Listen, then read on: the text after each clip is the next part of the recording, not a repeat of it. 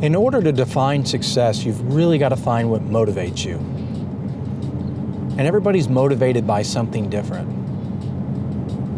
I know growing up, one of the things that made me excited the most was just thinking of new ideas, new ways to do things. And it was regardless of whatever I was doing, how could I do it differently? I think a lot of times people are talking about getting into business, wanting to own a business, wanting to be an entrepreneur, and they define success by money. Yeah, sure, that's a driving force, but you've got to find what really motivates you.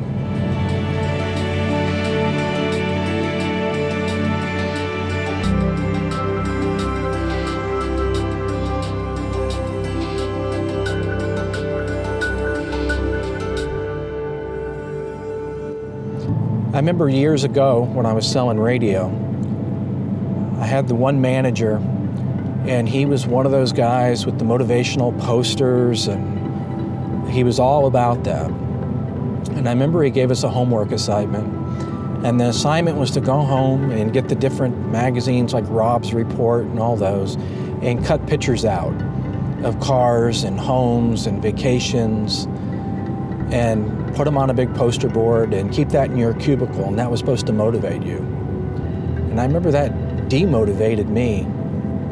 And I talked to a couple other people, and they were motivated by it. But the things that motivated me couldn't be cut out of a magazine. Because like I said, what really motivates me is creativity. How can you do something different? How can you create something that would affect other people? And I think that's why marketing and advertising and branding is a perfect fit for me.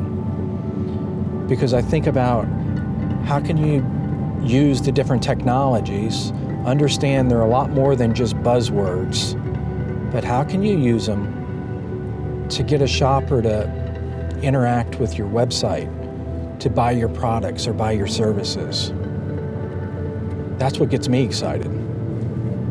And I think about it, that owning a business or being an entrepreneur, it's a lot like meeting your girlfriend, your future wife for the first time. And does it give you the butterflies in your stomach? Does it make you have that weird feeling, every time that you talk to her? And that's what creativity does for me. So you really got to think, what's my motivating factor? And there could be more than one motivating factor. I mean, another thing that really drives me is conquering an idea or conquering a concept. For a business to be truly successful, they've got to go through 3 phases. It's crawl, walk, and then run. But I've seen a lot of businesses over the years, when they made it into the walk mode, they felt like they'd attained success and they quit pushing. They lost that entrepreneurial spirit and they didn't challenge themselves anymore. And you can think about the consequences. When you stop challenging yourself as a business owner or as an entrepreneur, when you're not willing to change anymore, you're affecting more than yourself. I mean, you might have already reached your financial success and you're comfortable and you've got money, but what are you doing for your team? Because if your team senses that you've lost that fight instinct, they're going to be demotivated and you're going to lose some of your best talent.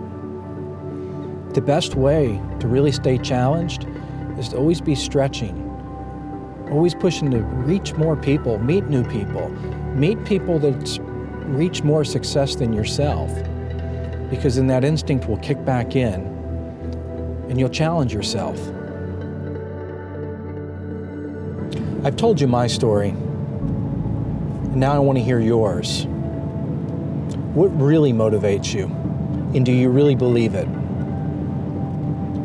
Because you're going to have to remember why you did it in the first place. Because success isn't always going to be easy. And you're going to have that desire that got you started.